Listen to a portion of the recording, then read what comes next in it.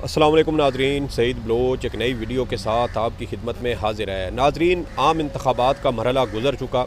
इन आम इंतखाबात में धांधली के इल्ज़ामात न सिर्फ पाकिस्तान में बल्कि पूरी दुनिया से लगाए जा रहे हैं और धांधली के इन तमाम तर जो कार्रवाइयाँ हैं, धांधली भी नहीं बल्कि धांधला कहना चाहिए, क्योंकि जिस तरीके से नताइज के दौरान ही PTI के मैंडेट को चोरी किया गया और PTI का ये मौक़िफ़ है कि हमारी 180 के करीब सीटें बनती हैं, लेकिन हमें 90 से 95 के करीब सीटें दी जा रही हैं। और इस तमाम तर धांधली या धांधले के अमल में जो मरकज़ी किरदार है वो इलेक्शन कमीशन ऑफ पाकिस्तान का बनता है।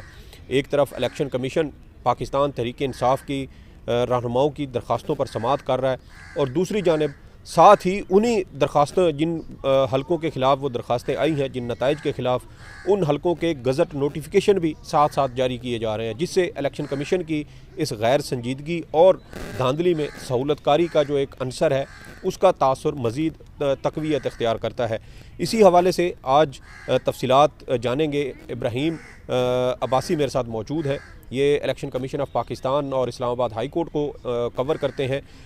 आज इस्लामाबाद हाई कोर्ट में भी कुछ अहम मुकदमात थे, उसकी क्या तफसीलात हैं वो भी इब्राहीम से जानते हैं। इब्राहीम, वेलकम। एक तो ये बताइए कि दोनों जो फोरम हैं, इलेक्शन कमीशन हो या इस्लामाबाद हाई कोर्ट हो, इन दोनों फोरम्स में आज बड़े अहम मुकदमात थे।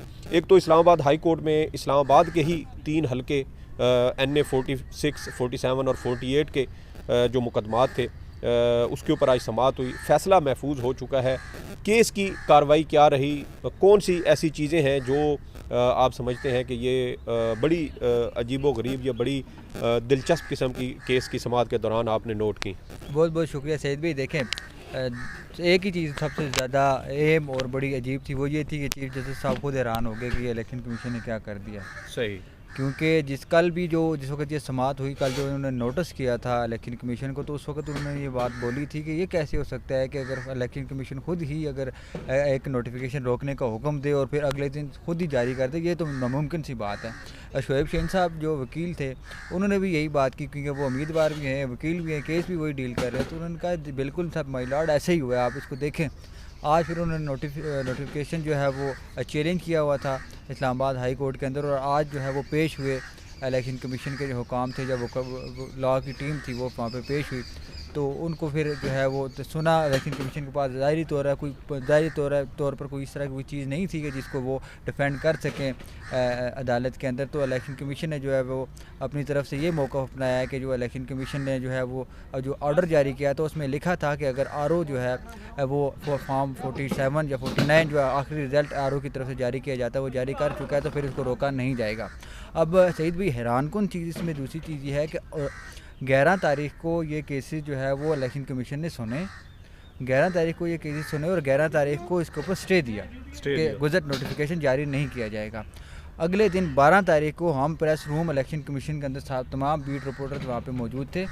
ये ख़बरें ट्विटर पर सबसे पहले गर्दिश होना शुरू हुई और तमाम ब्यूरो चीफ ने ये खबरें ब्रेक की। ये खबर ब्रेक की कि गज़ट नोटिफिकेशन इस्लामाबाद के 3 हलकों का हो चुका है। अच्छा, मतलब ये अगर ब्यूरो चीफ्स की जानिब से ये खबर ब्रेक की गई है, तो इसका मतलब है खबर तो फिर कहीं से उनको पहुंचाई गई? बिल्कुल, कहीं से और से इनको पहुंचाई गई। हमारे सीनियर सहाफ़ी जो हमारे इलेक्शन कमीशन के बीट रिपोर्टर हैं, उन्होंने चीफ इलेक्शन कमिश्नर को ये मैसेज किया कि आपकी ये जो खबर हमारे पास आई है, ये असली है या इसके कुछ 2 नंबर नोटिफिकेशन है या जाली नोटिफिकेशन, फेक जो है वो नोटिफिकेशन है। उसके बाद उन्होंने हमें कहा जी आप वेबसाइट जाके चेक करें। वेबसाइट जाके हमने चेक की, इस वक्त गज़ट नोटिफिकेशन भी वहाँ पे आ गया था।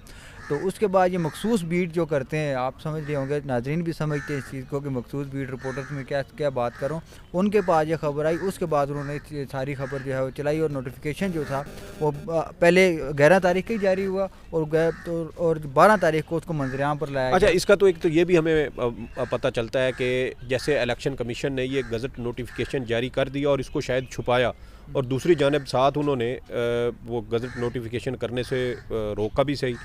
तो इससे तो या तो फिर 2 सूरतें हो सकती हैं कि नोटिफिकेशन पहले हुआ, इलेक्शन कमीशन ने बाद में फ़ैसला दिया, या फिर इलेक्शन कमीशन पहले फ़ैसला वो गज़ट नोटिफिकेशन जारी कर चुका था और उसको जानबूझ के छुपाया गया ताकि PTI के जो लोग हैं वो ज़रा ठंडे हो जाएं और जो कार्रवाई है उसके बाद वो उसको मुकम्मल किया जा सके और फिर अगले दिन वो नोटिफिकेशन जो है वो लीक कर दिया गया? बिल्कुल ऐसी है। दो चीज़ें हैं, नोटिफिकेशन जो है जारी करता है वो इलेक्शन कमीशन ही करता है, और इलेक्शन कमीशन के अंदर ही समाअत हो रही है। अंदर ही समाअत हो रही है। दो बेंच तो बने हुए हैं जो इलेक्शन कमीशन के उज़रदारियों के ऊपर जो समाअत कर रहे हैं वो इलेक्शन कमीशन के अंदर ही हैं।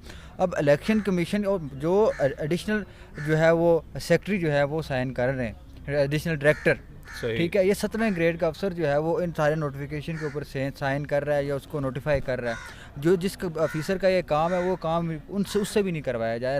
हैरानकुन तौर पर ये चीज़ भी हमें देखनी चाहिए।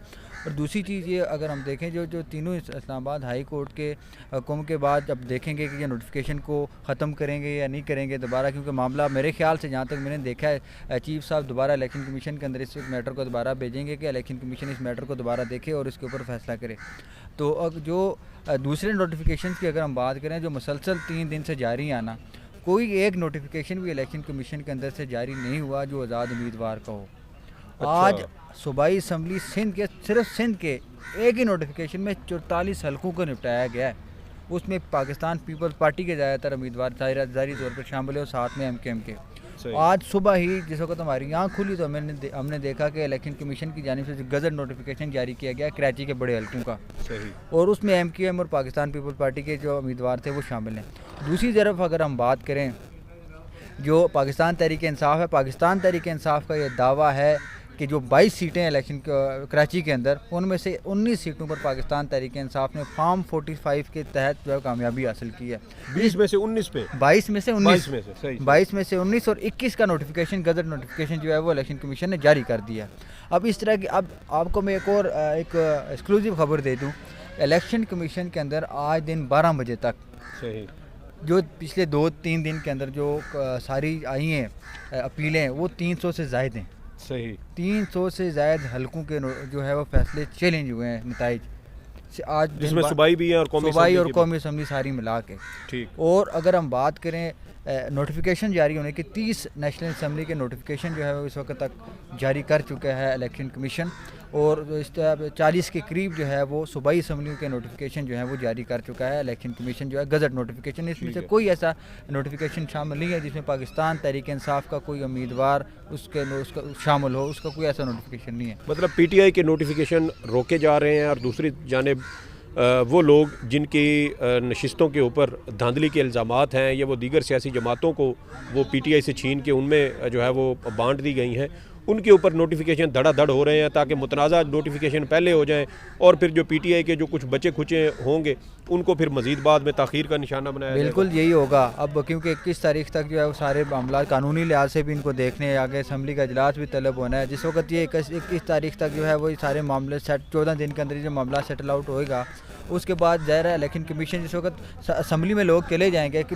पिछले माजी में अगर आप देखें तो माजी में भी कई लोग स्टे के ऊपर पूरी उन्होंने हुकूमतें गुजार दी हैं, तो इस तरीके से ये ट्रिब्यूनल के अंदर जाएगा। भी ट्रिब्यूनल के लिए को इनको जो है वो ख़त लिखा था इलेक्शन कमीशन की जानिब से चारों हाई कोर्ट के चीफ जस्टिस को, उनकी तरफ से भी अभी बाज़ाब्ता तौर पर भी तक कोई जवाब वसूल नहीं हुआ इलेक्शन कमीशन को, ताकि ट्रिब्यूनल बने तो फिर हमें अंदाज़ा हो गया ट्रिब्यूनल जो है वो 1-20 दिन के अंदर जो है वो किसी भी केस का फैसला करने का उसको इलेक्शन कमीशन ने कहा है। अब वो ट्रिब्यूनल इसके ऊपर क्या फ़ैसला करते हैं। अलबत्ता जो इलेक्शन कमीशन के जो केसेस हाई कोर्ट के अंदर जो आज चले हैं वो 4 केसेस जो है वो तकरीबन आज चलाए। एक तो इस्लामाबाद के तीनों हलकों वाला केस था, फिर NA 128 लाहौर जो बड़ा अहम था सलमान अकरम राजा साहब वाला, उन्होंने भी जो है वो इस्तदा की थी कि नोटिफिकेशन जो इलेक्शन कमीशन की जानिब से जारी किया गया है उसको जो है वो कलअदम करार दिया जाए, इसके ऊपर भी जो है इलेक्शन कमीशन को नोटिस जारी किया गया है। फिर एक NA 11 सवात का था जिस खैबर पख्तूनख्वा के जो सदर हैं पाकिस्तान मुस्लिम लीग नून के, वो अमीर मुकाम साहब वो इलेक्शन वहाँ से जीते हैं। वहाँ पे बाबर वान साहब एज आ वकील वहाँ पे पेश हुए। उन्होंने कहा कि 6 पोलिंग स्टेशन ऐसे हैं जहाँ पे धांधली जो है वो की गई है, जिसके बाद जो है वो अमीर मुकाम को वहाँ से जिताया गया है। उसके ऊपर भी इस्लामाबाद हाई कोर्ट के चीफ जस्टिस ने नोटिस जारी कर दिया। फिर तीसरा टांग का था NA 43, उसके अंदर बड़ा दिलचस्प मामला हुआ है कि परसों तकरीबन ये इलेक्शन कमीशन की तरफ से नोटिफिकेशन जारी किया गया। उसमें कहा गया कि 6 जो पोलिंग स्टेशन हैं टांग के, अब सूबाई असम्बली और नेशनल असम्बली दोनों के जो 6 पोलिंग स्टेशन हैं इनके अंदर 16 तारीख को दोबारा पोलिंग होगी। फिर आज कल सुबह जो है नोटिफिकेशन आया है कि जो 16 के बजाय हम 17 इसको कर देते हैं। अब वहाँ से जो मौलाना फजल रहमान साहब के जो बेटे हैं असद महमूद साहब, वो इलेक्शन लड़ रहे थे और वो जो है वो दावड़ कुंडी हैं जो पाकिस्तान तहरीक इंसाफ के हमायत याफ्ता, वो वहाँ से जीते हैं। अब क्योंकि वोटों का जो फ़र्क है वो बिल्कुल कम है, बहुत ज़्यादा नहीं है, तो इस चक्कर में वो जो 6 पोलिंग स्टेशन हैं वहाँ पे जो वो पाकिस्तान तहरीक इंसाफ के जो हमायत याफ्ता उम्मीदवार हैं उनका ये कहना है कि अगर ये जो मार्जिन जो कम रखा गया है जीतने का, तो उसके बाद ये जो 6 पोलिंग स्टेशन के अंदर दोबारा पोलिंग होगी, इसमें धांधली जो है वो उसके इम्कानात हैं, वो धांधली करके वहाँ से मुझे हराया जाएगा। फ़िलहाल तो मैं फॉर्म 49 और फॉर्म 47 के ज़रिए अगर देखा जाए उसको तो मैं जीत रहा हूँ। ठीक है। अच्छा, दूसरा, इलेक्शन कमीशन में भी आज बड़े अहम मुकदमात की समाअत हुई है और जैसा कि आपने बताया कि इलेक्शन कमीशन की जानिब से जो गज़ट नोटिफिकेशन जारी किए गए उसमें मुस्लिम लीग नून, MQM या जो उनकी दीगर इत्तेहादी जमातें हैं उनके गज़ट नोटिफिकेशन जारी हो रहे हैं, जबकि जिन हलकों में PTI के उम्मीदवार जीते हैं उनके गज़ट नोटिफिकेशन रोके जा चुके हैं। और उसकी शायद एक वजह ये भी हो सकती है, एक मकसद ये हो सकता है कि इन हलकों में अगर मज़ीद कोई हेर फेर करना हो दोबारा वोटों की गिनती के नाम पर, या कुछ हलकों में कुछ पोलिंग स्टेशन में दोबारा पोलिंग भी करवानी हो, तो इस तरह वहाँ पर दोबारा से पोलिंग करवा के, ये दोबारा गिनती करवा के PTI के ख़िलाफ़ मज़ीद कुछ हलके जो हैं उनसे वो छीने जा सकें। एक तरफ आपने कहा कि इलेक्शन कमीशन गज़ट नोटिफिकेशन जारी भी कर रहा है, फिर जिन हलकों के ख़िलाफ़ दरख्वास्तें आई हैं इलेक्शन कमीशन में, इलेक्शन कमीशन दरख्वास्तें भी सुन रहा है, इंसाफ भी करना चाहता है, और दूसरी जानिब उन हलकों में गज़ट नोटिफिकेशन रोकने का कोई हुक्म इम्तना भी नहीं देता।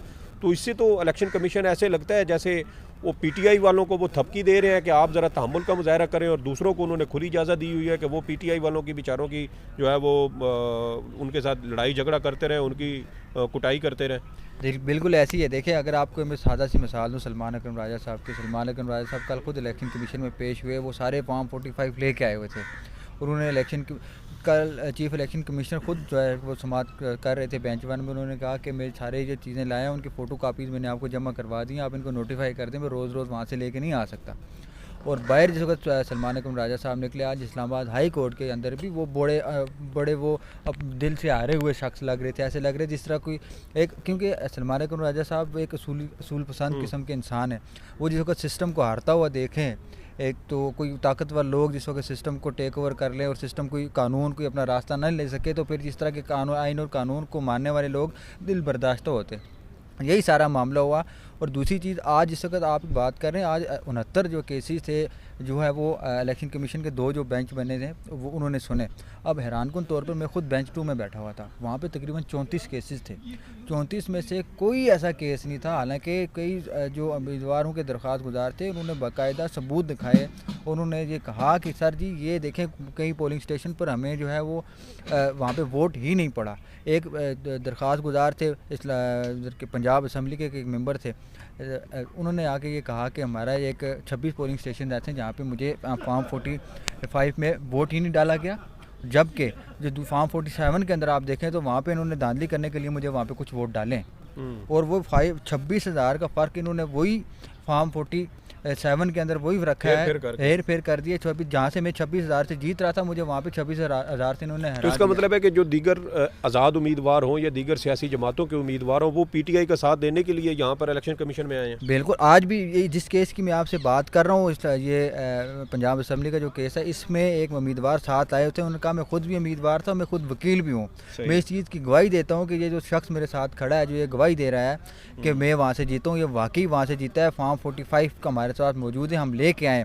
उस बंदे ने ये भी कहा, आज़ाद उम्मीदवार तो पाकिस्तान तहरीक इंसाफ का हमायत याफ्ता, नाम मुझे भूल गया, उन्होंने ये बात बोली कि अगर आप मुझे कहें, मैं अपने वोटर का बयान अल्फ़ी भी ला के इलेक्शन कमीशन के सामने रख सकता हूँ कि मुझे जिन जिन लोगों ने दिए है वोट, उनका बयान अल्फ़ी भी ला के आपको दे सकता हूँ कि फ़लाँ फ़लाँ बंदे ने मुझे दिए है वोट। अब वहाँ पर दिलचस्प सूरत हाल ये पैदा होगी कि जिस वक्त एक बलूचिस्तान के एक केस इलेक्शन कमीशन के बेंच 2 के सामने आया, उन्होंने कहा जी कि वहाँ पे धांधली हुई है, आपका जो अमला है इलेक्शन कमीशन का, उसने हमारे साथ धांधली की, हमारे साथ ज़्यादती की, जिसके ऊपर जो नसार दुरानी और दूसरे जो मेंबर थे इलेक्शन कमीशन के, वो बड़े भरम हुए। उन्होंने कहा जी हमारे पास जो इलेक्शन का जो अमला होता है वो एडमिनिस्ट्रेशन से हम लेते हैं, वो आप इलेक्शन कमीशन के ऊपर उंगली ना उठाएं और अपने आप को जो है वो कंट्रोल रखें, आप इस तरह की बातें ना करें। बुनियादी तौर पर उन्होंने ये बात बोली, और आपको हमने 10 मिनट दिए, आपने 10 मिनट में आप जो कह सकते हैं आप वो कहें। जिस पर जो है वो जो दरख्वास्त गुजार थे उन्होंने कहा कि हमारे साथ धांधली हुई, हमें जो आरओ की तरफ से या फिर प्रिजाइडिंग ऑफिसर की तरफ से जो फॉर्म 45 और 47 जो दिया गया है उसके अंदर ना किसी पोलिंग एजेंट के सिग्नेचर है ना आरओ के सिग्नेचर, हमें इसी तरह थमा दिया गया है। और साथ में उन्होंने कहा कि कई पोलिंग स्टेशन ऐसे हैं जहाँ पे 45 के अंदर फॉर्म 45 के अंदर मुझे वोट पड़े हैं, लेकिन उनके पास जो दूसरा रिकॉर्ड है उसमें मुझे वोट नहीं पड़े, जहाँ तक ये धांधली हुई है। जिसके ऊपर जो है उन्होंने कहा कि हम यहाँ पे बैठे हुए हैं, हम डेली 50 केसेस सुनते हैं। ये मेंबर इलेक्शन कमीशन ने कहा हम डेली 50 से ज़्यादा केसेस सुनते हैं, अगर आप कोई बदनज़मी होती है हम वहाँ उसी को सुनने यहाँ पे बैठे हुए हैं। हम एक इलेक्शन ट्रिब्यूनल की ऐसी अहमियत रखते हैं, हम आपकी जो है शिकायत का इजाला करेंगे। जो नोटिफिकेशन जिसकी बात आप कर रहे हैं, क्योंकि ज़्यादातर सदाएँ यही की जा रही थी कि जो गज़ट नोटिफिकेशन है उसको रोका जाए, और साथ में ये है कि अब तमाम जितने भी थे, जितने सिवाय एक दो जो है सारे 69 केसेस में से सिर्फ 2 आरओज़ ने जो है रिपोर्ट तलब की, रिपोर्ट जो है वो इलेक्शन कमीशन के सामने रखी, और रियाना डार साहिब वाला जो हल्का है उसमें आरओ खुद को बुलाया गया था, आरओ खुद ही नहीं आया। बाकी तमाम जितने केसेस थे उसके अंदर आरओ को नोटिस जारी हुए हैं, उनसे जवाब तलब किया, और 20 और 21 तारीख और 20, 21 और 22 ये 3 तारीखें जो है वो इलेक्शन कमीशन की जानिब से दी गई है। सही, बहुत शुक्रिया इब्राहिम, आपने तमाम तफसीलात से हमें आगाह किया।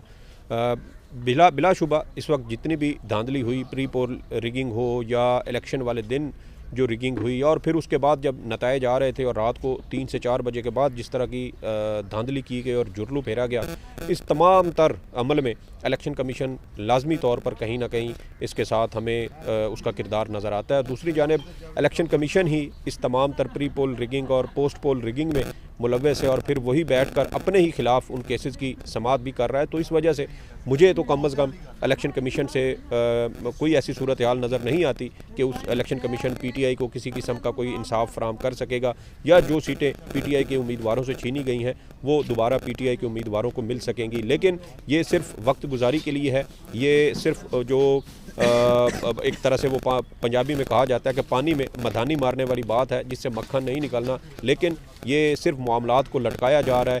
एक तरफ इलेक्शन कमीशन पीटीआई की दरख्वास्तें सुन रहा है, और दूसरी जानिब उन्हीं हलकों से मुतल्लिक गज़ट नोटिफिकेशन भी जारी किए जा रहे हैं, जिससे इलेक्शन कमीशन का दौरा और मुनाफिकाना रवैया जो है वो अयां होता है।